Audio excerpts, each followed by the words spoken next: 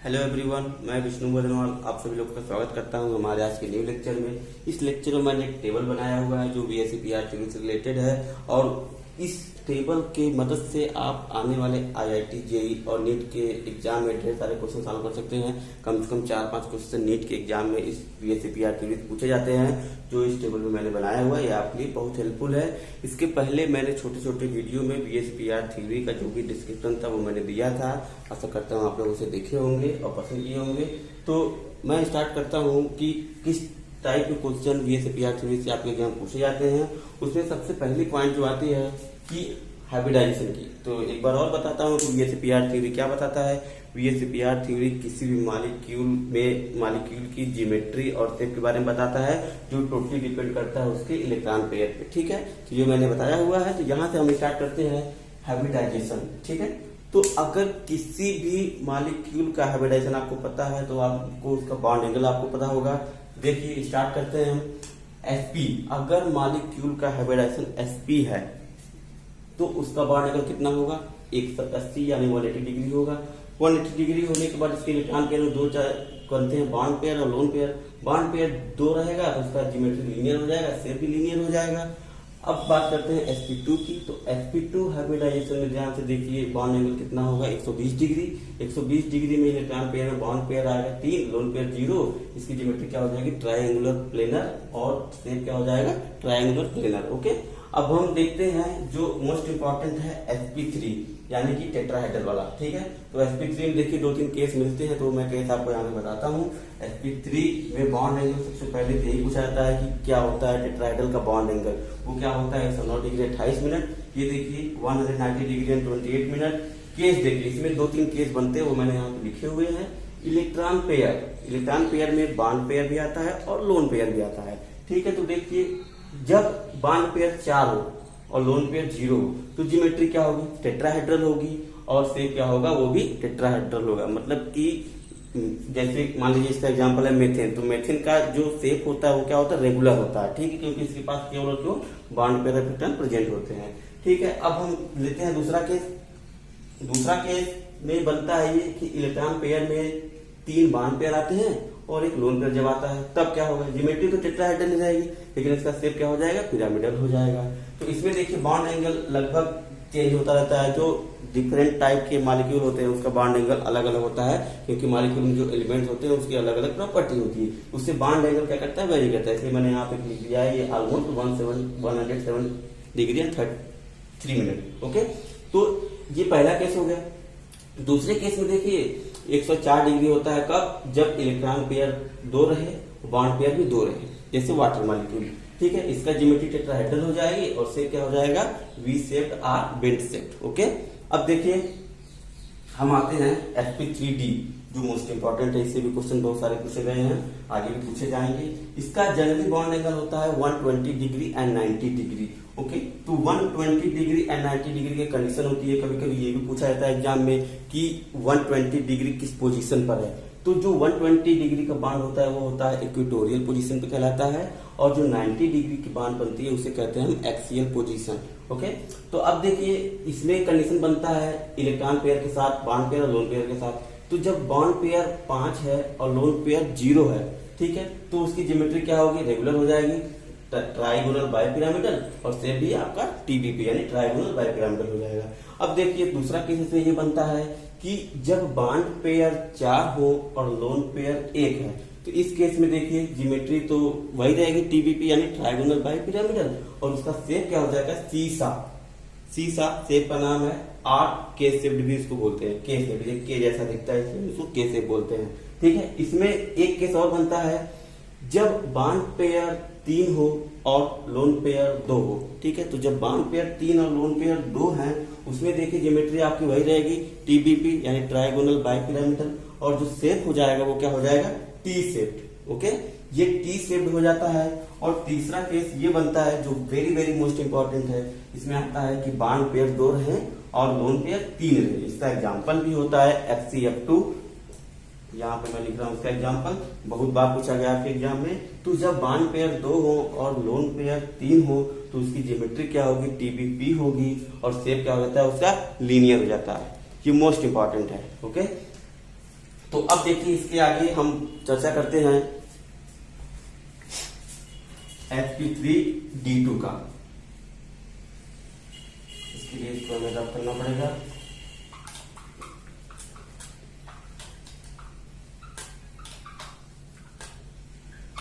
दोस्तों यदि आप लोग को ये वीडियो पसंद आए तो आप उसे लाइक और शेयर जरूर करिएगा।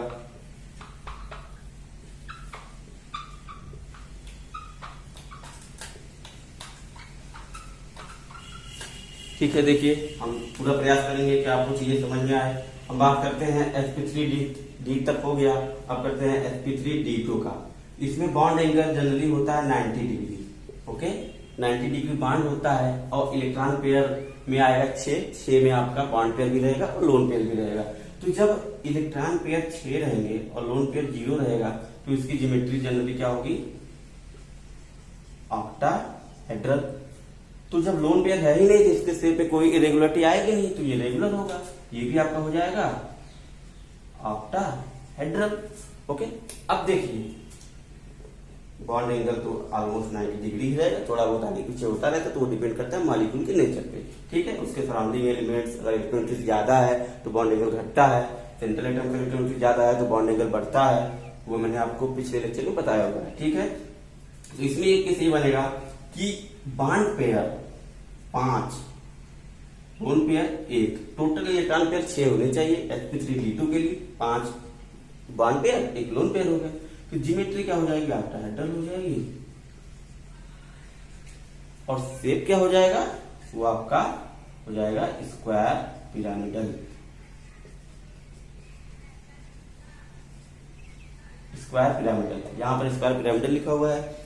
अब देखिए दूसरा केस ये बनता है, इसके अब बॉन्ड एंगल ऑलमोस्ट 90 डिग्री होगा, 4 बॉन्ड पेयर और 2 लोन पेयर। ध्यान रहे ये टेबल मोस्ट इंपॉर्टेंट है, पूरे VSEPR थ्योरी का कंक्लूजन है, इसमें पूरा एप्लीकेशन है कि किसी भी मॉलिक्यूल की ज्योमेट्री और शेप क्या होती है।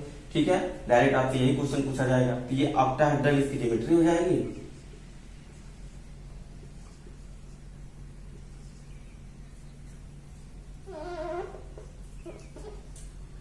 हो जाएगा ये स्क्वायर प्लेनर। ओके, अब देखिए sp3d2 में 2 केस बनते हैं जो मैंने आपको बता दिए, मैं आपको फिर से बता दे रहा हूँ। sp3d2 जब होता है तो उसका बॉन्ड एंगल होता है 90 डिग्री। इसमें 2 केस बनते हैं, जब बॉन्ड पेयर 5 हो और लोन पेयर 1 हो तो ऑक्टाहेड्रल उसकी ज्योमेट्री होती है, शेप क्या होता है, स्क्वायर पिरामिडल। और जब बॉन्ड पेयर 4 होता है, लोन पेयर 2 होता है, ज्योमेट्री ऑक्टाहेड्रल होती है, शेप क्या होता है, स्क्वायर प्लेनर हो जाता है। ठीक है, अब एक लास्ट एग्जांपल है, हम देख लेते हैं sp3d3। ठीक है, तो ये sp3d3 जब रहता है हाइब्रिडाइजेशन तो क्या होता है, शेप या ज्योमेट्री। ठीक है, इसमें भी देखिए बॉन्ड एंगल होता है 72 डिग्री एंड 90 डिग्री। इसमें भी 2 केस बनते हैं, एक होता है बॉन्ड पेयर प्रेजेंट रहता है, लोन पेयर 0 रहता है, मतलब बॉन्ड पेयर 7 लोन पेयर 0, तो इसका ज्योमेट्री होता है पेंटागोनल बाइपिरामिडल और शेप भी क्या हो जाएगा, पेंटागोनल बाइपिरामिडल, जो एक सिंपल है यानी रेगुलर ज्योमेट्री है। अब देखिए दूसरा केस ये बनेगा कि जब बॉन्ड पेयर 6 रहेंगे और लोन पेयर 1 रहेगा तो ज्योमेट्री पेंटागोनल बाइपिरामिडल होगी और शेप क्या हो जाएगा आपका, डिस्टॉर्टेड ऑक्टाहेड्रल कहते हैं। ये मोस्ट इंपॉर्टेंट है, कई बार आपके एग्जाम पूछा गया है। इसका एग्जाम्पल यही है कि XeF6 जेनान हेक्साफ्लोराइड। ठीक है, तो ये पूरा टेबल कंप्लीट किया VSEPR थ्योरी के एप्लीकेशन को। अब हम लेते हैं कुछ एग्जांपल जिससे सीधे आपके एग्जाम नीट या IIT JEE में पूछा जाता है कि दिए गए कंपाउंड का हाइब्रिडाइजेशन क्या होगा, शेप क्या होगा, ज्योमेट्री क्या होगा, बॉन्ड एंगल क्या होगा। तो अगर आपको ये टेबल याद रहेगा, देख के इसको आप समझ जाएंगे तो आप आसानी से ही ये 2 मिनट में मात्र इसका क्वेश्चन सॉल्व कर सकते हैं आप इस प्रकार के क्वेश्चन को।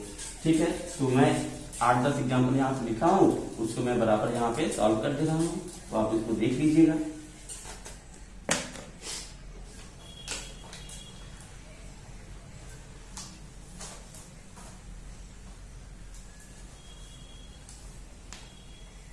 ये सारे एग्जाम्पल कहीं ना कहीं आपके एग्जाम में पूछे ही गए हैं। ठीक है, तो हम फर्स्ट लेते हैं BrF3। तो BrF3 का हाइब्रिडेशन निकालने के लिए मैंने आपको एक वीडियो बनाया था, उसमें बताया था कि कौन सा मेथड है जिससे आप हाइब्रिडेशन निकाल सकते हैं बहुत ही आसानी से। तो देखिए हमको क्या चाहिए, टोटल बैलेंस इलेक्ट्रॉन चाहिए BrF3 का या किसी भी मॉलिक्यूल का हाइब्रिडेशन निकालने के लिए। इसमें देखिए ब्रोमीन है और फ्लोरीन है। ब्रोमीन आपका सेंट्रल एटम है और फ्लोरीन क्या है, सराउंडिंग एटम है। तो देखिए ये इंटर हाइड्रोजन कंपाउंड भी कहलाया जाएगा क्योंकि ब्रोमीन और फ्लोरीन दोनों क्या है, एक हाइड्रोजन है। ठीक है, तो मैंने बताया था कि जब एक हाइड्रोजन दूसरे हाइड्रोजन से बॉन्ड बनाता है तो उस टाइप के स्पीसीज को क्या कहते हो आप,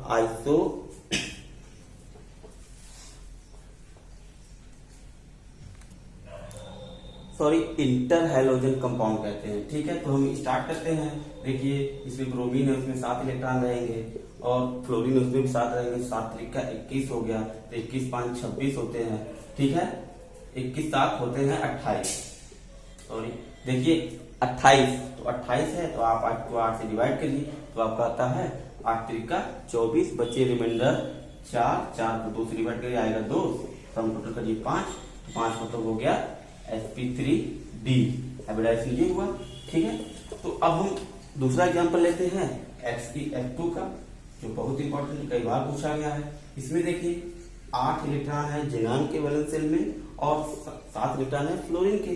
तो 7 गुना 14 यहाँ पे करिए तो 14 8 हो जाएगा 22, तो 22 बटा 8 करेंगे तो क्या आएगा 8 दूनी 16, रिमाइंडर बचेगा आपका 6। तो 6 को आप 2 से करेंगे तो कितना आएगा 3 आएगा, तो बचेगा 2 + 3 = 5 मतलब sp3d। देखिए टेबल मैंने आपको लिखाया है कि sp3d के केस में अगर इसमें 2 बॉन्ड पेयर और 3 लोन पेयर अवेलेबल है तो इसका शेप क्या हो जाएगा, लीनियर हो जाएगा, ज्योमेट्री क्या हो जाएगी, ट्रायंगल बाय पिरामिडल। तो अब अगला एग्जांपल देखिए HCl4 है। देखिए आप मात्र 1 मिनट में निकालेंगे इसका। HCl4 है, 8 लिखिए, 7 चौक 28 हो जाएगा, 28 8 36 हुआ, तो 36 को 8 से डिवाइड करिए तो 8 चौका 32, 4 रिमाइंडर बचेगा, 4 को 2 से करिए तो 2 दूनी 4 हो जाएगा, तो ये हो जाएगा आपका 4 + 2 = 6 हो जाएगा। 6 मतलब है sp3d2। ओके, टेबल से आप इसका ज्योमेट्री और शेप बॉन्ड एंगल बता सकते हैं। ओके, अब है आपका XeF6 जो मैंने लास्ट में बताया था।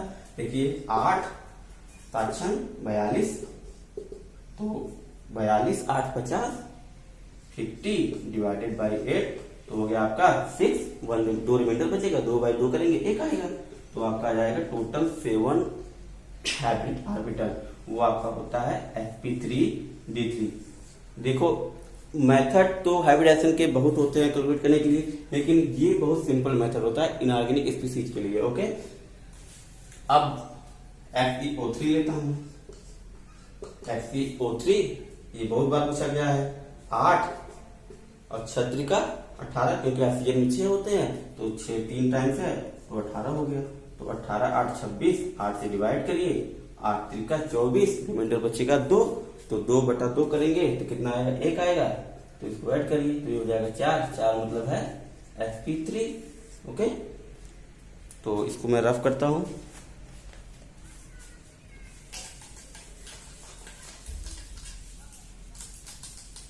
आने वाले नीट के एग्जाम में BSc-PR थ्योरी से कम 2 क्वेश्चन आपको मिलने ही मिलने हैं, चाहे नीट का एग्जाम हो, चाहे IIT JEE का एग्जाम हो, चाहे केमिस्ट्री से रिलेटेड कोई भी एग्जाम हो।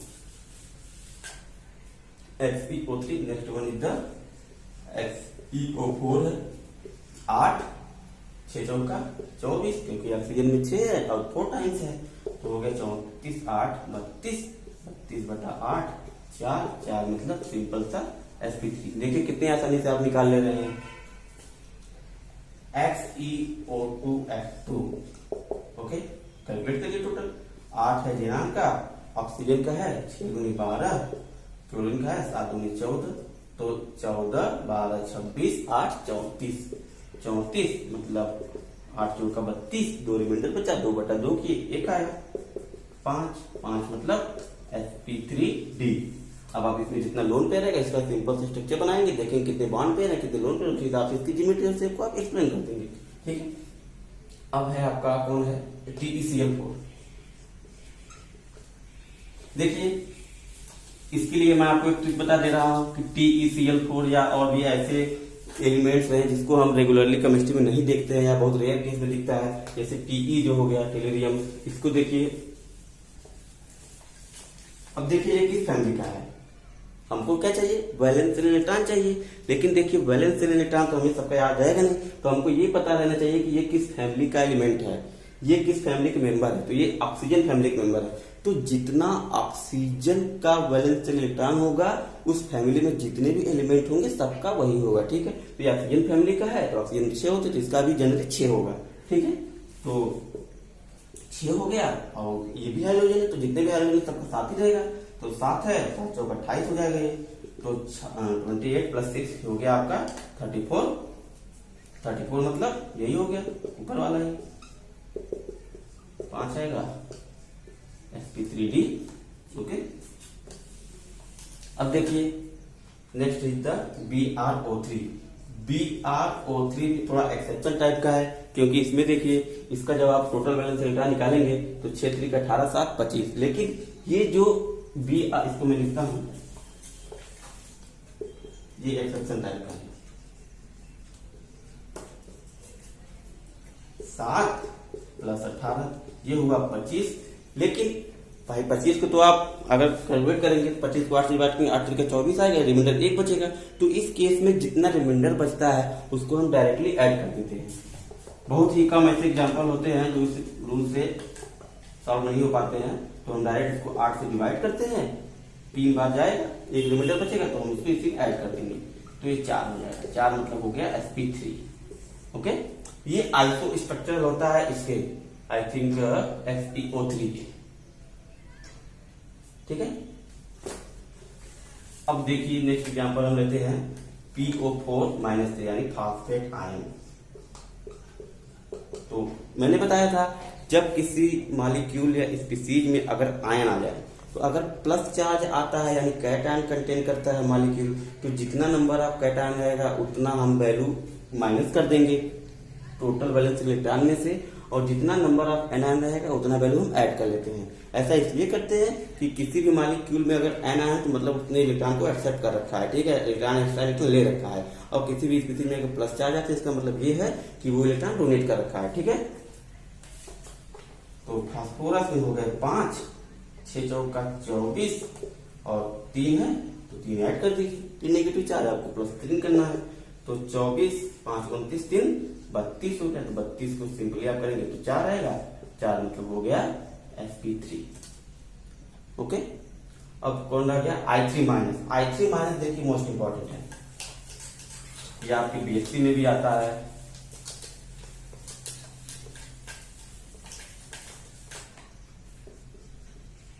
I3- तो सिंपल सा मेथड है ये, 7 तरीका 21 करिए प्लस 1 है, एक नेगेटिव चार्ज एक ऐड कर दीजिए तो हो गया 22। तो 22/8 करेंगे तो 8 दूनी 16 बचेगा 6 को वापस 2 से काटेंगे तो आएगा 3, तो 2 + 3 हो जाएगा 5 मतलब sp3d। ये हो गई इसकी ज्योमेट्री। ओके, तो दोस्तों ये जो मैंने अभी तक बताया ये ओवरऑल VSEPR थ्योरी का एप्लीकेशन था। तो आपके एग्जाम में इसी टाइप के क्वेश्चन पूछे जाते हैं, डायरेक्ट हाइब्रिडाइजेशन पूछा जाता है, डायरेक्ट ज्योमेट्री पूछी जाती है, 4 ऑप्शन रहते हैं, आप उसमें से देख के एक सिलेक्ट कर सकते हैं, ठीक। तो